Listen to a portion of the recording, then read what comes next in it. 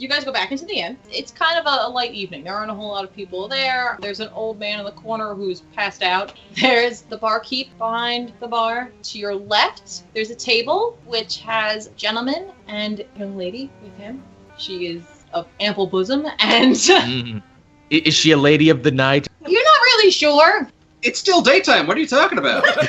By this point, we've rolled into the late afternoon, early evening. This is a lady of the dusk. Yeah. So I slide up to the lady of the dusk and I go, how are you doing? Could you tell me the location of the nearby town?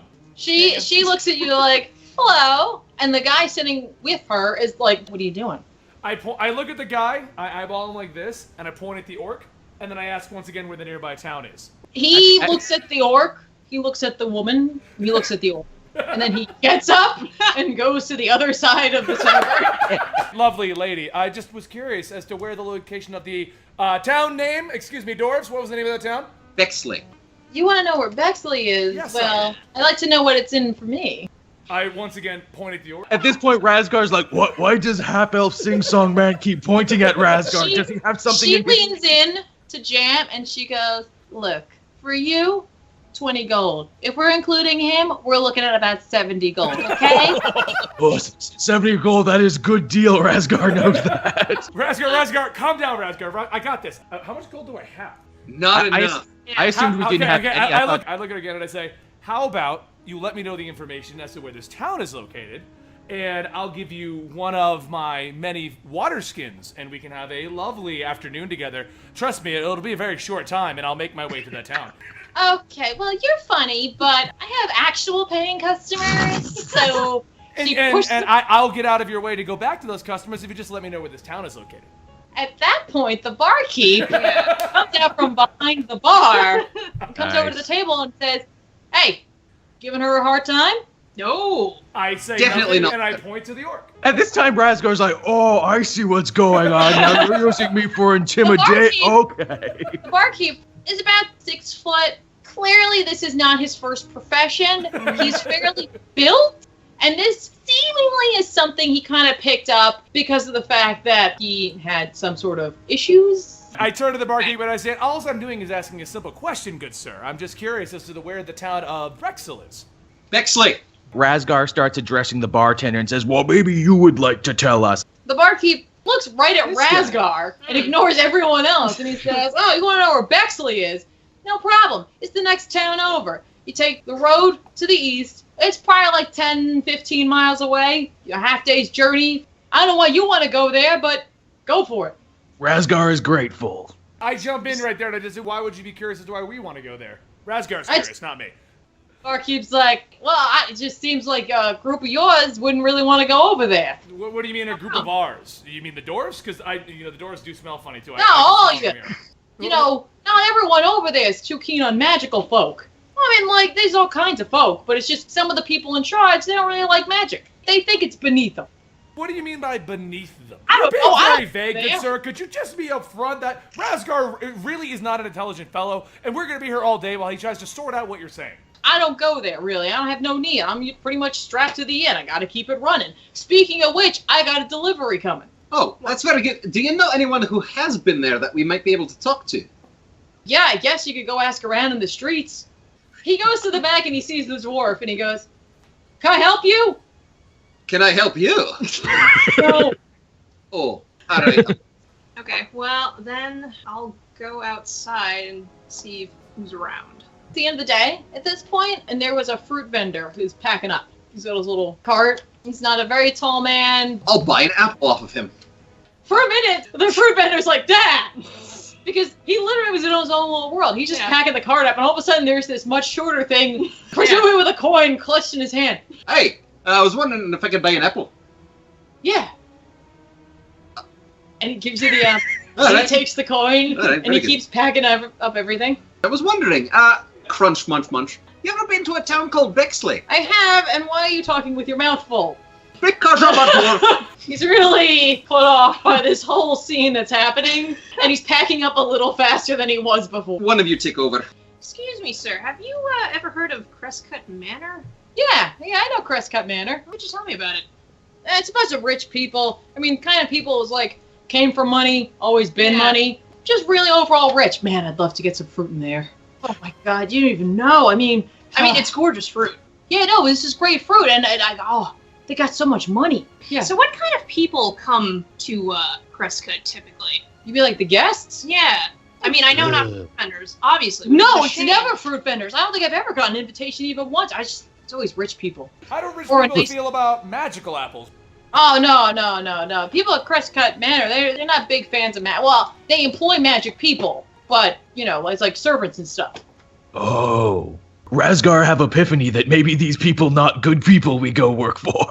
Thank you, Razgar. Thank you. None of us have figured that out yet. Wonderful and amazing fruit vendor of the most adequate apples in the entire world. What would you say if we were to buy a few of her apples and potentially pave the way by bringing them to Crestcut Manor to kind of like get them in there as fruit vendors? Yeah, that'd be fine. I'm kind of off the clock right now, but Right. if you just want to take some stuff as representation, that's fine. Here. He puts a bunch of apples in like a little bushel. He picks the best apples he has, and he presents them to you. Now you tell them that it was me. What's your name, sir? My name's Everin. Everin. Everett. Okay. Well, thank you so much for your help, Everett. I will never forget you, And Reverend. don't forget to tell them that they came from Happy Time Farm. Why is it so happy at your time farm? Who's not happy on a farm? Have Elfman ask a lot of He was questions. entirely confused about why you would even ask that. Just a quick question. Have you heard any rumors lately about anything going on at Crestcut Manor? Not real. I'm a fruit vendor. How's the season been? Oh, it's great. So it's summertime. So the peaches are going to be coming in, and then the how are the peaches? Are the peaches good here? They're going to be. You know what? Give them another week. They're perfect. Have you ever considered moving to the country to sell the peaches? You certainly wouldn't put them in a can. No, No. peaches are fresh. But if they were, they'd be put there by a man. Yeah. me, Hey, Everett. yeah. In a warehouse. Yeah, you guys have given me a lot to think about. You know, if I had my little way, I'd eat peaches every day. Guys, I think we maybe should take our apples and go to the manor, maybe. No, yeah. I was You've going to say, given but Everett a lot to think about. It's like He'll remember you. wow. I take one of the apples and I eat it. Everett hears the crunch, looks over his shoulder, and he has that moment where he's like, I don't think they're taking those apples anyway. Jam, I good look job. over at two dwarf friends and I just go, these are really good. He wasn't Those are lying. for the people at guys. They're really good. I paid for mine. So at this point, the sun has set. Oh, well, we should probably bed down for the night. Probably. Maybe have some dinner. I say we walk through the night and then camp Oh, yeah. outside and check out the area. You know, that's not a terrible idea. See? You sleep out under the stars, you have a fire, you sing some songs. We have plenty of apples. Both are for the party. Razgar sleep outside all the time, no skin off his green butt. I vote we just head over there. Instead, it's nearby. We can make it there probably half the night, still get a good night's rest, and we can see what's going on at the town. All right, let's do it. All right. Fair enough. Wait, does anybody have camping equipment? I have a bedroll, but it's Same. mine. All right, we head east. You guys head east and out of the town. The road is a dirt road. It leads through a lot of rolling hills. There are some forest areas. It's dark, but the moon is out. It's not a full moon. Some of us have dark vision, right? The We dwarf- do, but I'll also cast light so that we can see. Ooh, shiny. It is the summertime. It's a cool night, but it's not super cold or anything like that. It's very comfortable. In the distance, you hear frogs and insects. It's the song of the night as you guys walk along. You guys want to talk to each other at all, or? I would like to know if these two dwarves are maybe together. I'm just curious. Are you two a couple? Are you an adventuring team? Do you know each other at all? Have Yeah, you we're seen friends. each other naked? No, I have a legit question here. I just want to know. At first, Razgar think you brother and sister. Razgar have many sisters back in clan that he is no longer part of, and brother too that he hate. Razgar, you've got some sisters. Are they well-built sisters? Are they well-endowed? Just curiosity? I am half-orc, half human. My sister's full orc, twice the size of me, twice as hairy, with a face that looks just like mine. That good? That good My for you? kind of women. Razgar, I say after this we go to your place. It'll be amazing. What has Razgar got himself into this time? Razgar! And I put my arm around his shoulder. Razgar, I think we're going to become the bestest of buds real soon. I think Razgar's gonna get a half-brother. Your journey is completely uneventful. It's just you guys talking through the night until you get just outside of Bexley. It's still the evening, but you're going to be losing the night soon enough. Well, we should camp. Yeah. Get some sleep. Sleep is good. How close to the town are we? Couple miles. How So far does within my striking detect distance. magic go? Your detect magic? Yeah. Not that far. All right, well, I just cast it to play it safe before we roll on our bed rolls. The only thing you detect is Verik. So I snuggle up with Verik. Hey, buddy, I like magic. You like magic. I give Jam Cray a hug. Be like, I know. We're the only ones. We're the only magic users, buddy. Well, technically, I'm faith-based. And I'm music-based. Doesn't matter. Razgar, like your warhammer. See my great sword? Very sharp. It's an amazing greatsword. You know what's up. Me like you now. Can I borrow that real quick? Verik's gonna go to the woods and have himself a little wee. Bring Razgar for protection. Razgar does not need to see this. So Verik slips off into the woods. Do you take your light with you?